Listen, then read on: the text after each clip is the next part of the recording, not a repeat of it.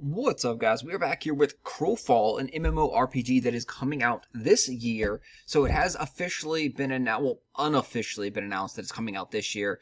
So the speculation is still running rampant about when, but it looks like 3 to 6 months is when they are going to launch. They had a huge live stream here in March, their March Q&A, that they talked about what's coming up soon, what's coming up mid-game, what's coming up, end-game.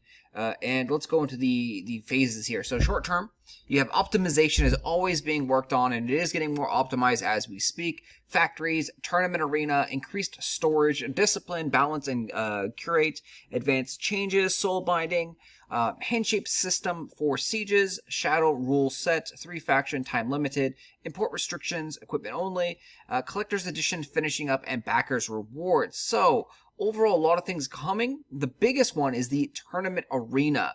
We'll get to that in a little bit because that is definitely featured, and they talked a lot about it. I'm really, really hyped on this. This is probably the biggest addition to Crowfall right now, and that will actually make the game succeed, but it's also going to change the game dramatically. So overall optimization is great. It is getting better slowly but surely. So if you haven't jumped in a few months, go ahead, jump in, check it out, see how it's going, see how your frames per second are, and just see how things feel. Things feel a little bit better. We'll be jumping in it in a little bit once we can get into the tournaments. And again, we'll talk about it later. Balances, of course, are now happening. They are adjusting things. That's always going to happen. Soul binding is a topic that wasn't available in the game. And there's going to be some items that are soul bound to your character now, which I think is a good thing. So they're working on that tech. Handshake system for sieges.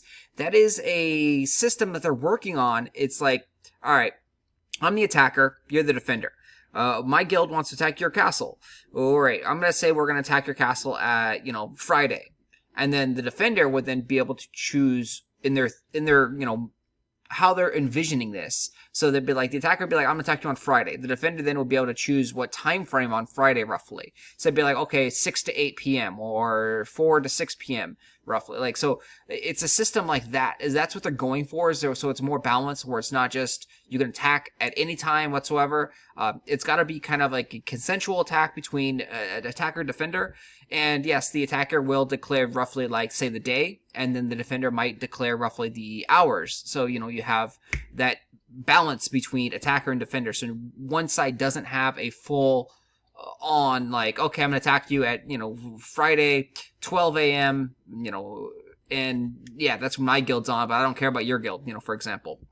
So very, very cool. If they can get this system like in and implement it, like, this is a good system. I think this is going to work out really, really well for competitive balance on fighting and sieges. So I'm very interested in seeing this.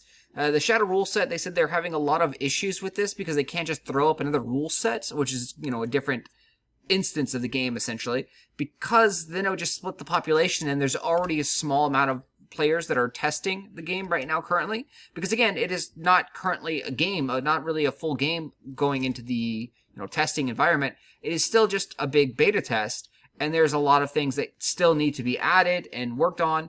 So adding another mode, another gameplay system, just divides the game even further, which then you don't get hardly any testing, and it's not worth the time and effort. So they're working on that internally, and yeah, we'll have to see how this all shakes out. Let's jump in to the midterm stuff. So skins system, player skins, FX skins, emotes, mounts, pet skins. So always good. Skins are a great thing. Great stuff. Stealth and tracking. Universal PvP leaderboard. So this is going to be a cool thing, hopefully. Caravan revamp. Campaigns. Items and vendors. So overall, big stuff. And they did say that all the stuff in the short term is going to be in before launch or right at launch. So that's what they're aiming for. Before launch or right at launch for all of this stuff. So that is pretty big, and we're assuming that the launch is going to be within 3 to 6 months. They have not publicly stated a date, and they won't probably ever publicly state a date until they're like a month away. But we'll get a good idea about when this is going to happen. Mid is obviously post-launch, and they're going to be working on some of this stuff as we go into launch as well. So this stuff could happen, like I said, probably within 6 months to a year is my guess for these kind of things. They do still sound like they are going to do like a soft launch where they're not really going to advertise much. They're not going to spend much marketing budget. That looks to be still the plan, that they're still going to try this kind of quote unquote soft launch with no advertising, it sounds like. And then they're going to just slowly phase out more things. And I could see this working for Crowfall because Crowfall does have, say like monthly campaigns or 2-month campaigns or 3-month campaigns, however long of a campaign that they want to run. And so once that campaign ends, they can end up kind of resetting the entire game and then starting over with the new rule sets and then refreshing pretty much everything. So like, okay, all the other campaigns, we're just going to phase them out. We're going to phase them all about the same time. So say they had a 1-month campaign going and then they had a 3-month campaign going. And instead of starting another, 1-month campaign, they'll start one that will end around the same time the 3-month campaign will end. And then they'll have all the campaigns kind of ending and there'll be this like lull period where they update and advance the game to the next phase of it, where then they're going to release all these new campaigns again. So I could see that being a thing. Whereas originally when we heard about Crowfall, that there was going to be this kind of like tons and tons of different maps and worlds going on with different rule sets. I don't think that's a thing anymore. I think that we're going to end up seeing about like 4 to 5, maybe 6 different worlds with different rule sets. We might see, like I said, a 1-month campaign. We might see like a 3-month campaign. We might see like a couple week campaigns, and then they'll just kind of refresh those ones. And then they'll cycle through until like the 3-month campaign kind of ends. And once that ends, they'll do a whole big update, refresh, change systems and massive improvements at that time, like a big patch, essentially. So I think that's how the game's going to shake out now. I don't see them actually doing this. We're going to have 100 different worlds running at the same time, so you can do different type of things. I just don't think they have the player base currently in their mind. Hopefully I'm wrong on this. Hopefully they do get to a point where they can have hundreds and hundreds of different campaigns and worlds going on at the same time, but it doesn't seem like that's going to be the case, and it does come into issues of when do you update, when do you, adjust and balance things if you have hundreds and hundreds of campaigns going on at the same time, and a tweak to rules could be very significant, like say you upgrade, how like plate armor works, for example, and so then that dramatically changes the stats or abilities in campaigns, and that could have a huge impact on who's winning or losing those campaigns. So it just doesn't seem like fair from a balance standpoint of doing massive updates while there's thousands, hundreds of thousands of different campaigns going on, and then trying to balance things. And then you're going to have people that are pissed off that, feel like their characters got unjustly buffed or unjustly nerfed during the middle of a campaign, and like they had a siege set up for tomorrow, for example, and you got this massive nerf and buff that came. That just be headaches for them. So I think that this is where they're kind of leaning towards, is maybe a smaller amount of worlds and campaigns, and then having big reset periods, probably within those 3 to 6 month periods, and they'll have big updates like general MMOs do have. So yeah, that's where I think they are heading. And then long term, they have their long term things, which I would assume is probably 1 year-ish updates. So biomes, so new areas like a swamp and jungle, architecture stuff. Then we have animal creator, taming, new campaign types, the gods.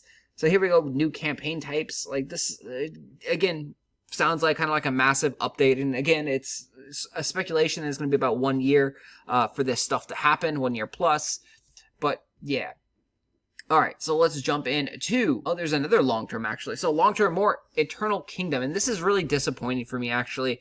The Eternal Kingdom does look like it's going to be kind of on the back burner. They're going to release the game without a lot of Eternal Kingdom support, which means, realistically, Eternal Kingdom's not going to mean anything, probably ever, because if everything is functioning as a fun game without the Eternal Kingdoms, which were supposed to be the shopkeeping, where you bring back your, spoils of war, and you sell things and have a big marketplace with the Eternal Kingdoms. If everything's working without this Eternal Kingdom system, like, in place, then it's going to be very hard to implement this, because they're going to need some kind of shopkeeping system to move forward with the campaigns, and that means there might be more exports and imports, and overall, I'm just very, very disappointed with the Eternal Kingdom stuff, so we'll see. Again, it's on their long-term thing, which doesn't bode well, so again, in my opinion, it's about 1 year plus away for all this stuff, and yeah, we'll see how this shakes out. But this is what they're calling the tournament system. The Hunger Dome has come back in a sense. So for this, think a MOBA meets a battle royale game in an MMO setting like thing. That's what this is. So you're having a 60-man arena. It's 5v5, v5, v5, v5 times 12 total. So 5-member teams, 12 of them battling it out on a map that has kind of preset people that you select, the preset like characters that you choose. So there's going to be an X amount. You can see here in the little mini map what they show. They show these characters all at level 30, and these are like the defaults. So they had like 4 defaults in this, and then there's actually some that are level 1, which the level 1 characters are their attempt to make you want to play the actual Crowfall game. Because the level 1 characters are going to be the characters that you created in the actual Crowfall game, and then you can import them into this character tournament mode. So you're going to have access to a set amount of characters, set amount of champions that are pre-built by the game company, and they're going to have abilities and skills, and they're designed in a certain way, and you're going to have access to those. Everyone's going to have access to those. But if you want to customize your character, you do that by playing the normal Crowfall experience, leveling your character up, and then, training and equipping items and skills and abilities. So then you get to import your own character, and you can use that character in this mode. The rosters are 5-on-5 on 5-on-5 times 12, etc. So each team is going to have a bunch of different characters, and they're all going to be different too, because it's not, they're going to have these restrictions in there where you can't have more than, say, like 2 tanks, they said, or you can't have more than like 2 healers, or you can't have more than 2 supports. So they're going to have these rules in the teams where it can't just be strictly, 5 tanks running around. So overall, this is going to be a very, very interesting thing to watch, and it sounds like it's a lot of fun. It's a 30-minute match if you win the whole thing. Obviously, most matches are going to be a lot quicker because you are going to lose. So here's the map that they showed off, and everyone starts out around the outside. And it's essentially what they said, a hyper quick version of Crowfall, where the hunger is all around, and the hunger is going to consume the whole world map. And eventually, there's only going to be 1 team left standing. So everyone's going to have a starting location, and when you die, you're going to go back to your starting location. Once the hunger has consumed the starting location, you are not going to be able to respawn at that location anymore. In order to continue with the game, you need to capture a fort or a castle in the middle to get a new respawn location. So you can see everyone starts there. There's 12 of those. And then when you go down into the forts, the first ring, there's 8 forts available to capture. And then after that has elapsed, the keeps, there are 4 keeps available. So then it's going to go down to 4 teams that are surviving. And then there is 1 castle in the middle. And that is the castle that is going to be the victors once the game is all set, or how it would appear. Overall, this sounds like a very, very fun, exciting thing. There's going to be mobs in the world, and you're going to be able to farm and get gear, but you have to make quick decisions because you only have a few minutes, but the mobs are going to be very easy to kill, supposedly. There's also just tons and tons of different strategies around as well. Do you work completely as a team? Do you roll around as 5 people? Or do you try and go and gank individually or stealth and capture, say, multiple locations and steal off different locations so other people can't respawn? There's just a lot of cool strategy that's going to be involved in this mode, and I can't wait to see how it plays out. One of the only downsides to this is that it does require 60 players. So this could be an issue, and it will also siphon off a lot of players from the actual MMORPG of this game. But I'm okay with this. I think a fast, down and dirty, 60-man like battle royale in an MMO setting is amazing, and something that I thought Crowfall kind of should have been in the beginning. I was always hyped about the original concept that said that these were, quick matches that looked almost kind of like MOBA-like, that ended and then reset, and everyone was on a fair, balanced playing field. This is roughly what Crowfall, to me, was envisioned back in the Kickstarter, albeit a little bit on a smaller scale than I imagined, because As of now, there's no prizes or trophies to take out. The winners don't necessarily get anything. I do think that we will eventually see the winners get rewards and victory things and like that. But I'm very, very happy that there's no imports in this currently scheduled, so that means you cannot bring anything into the game.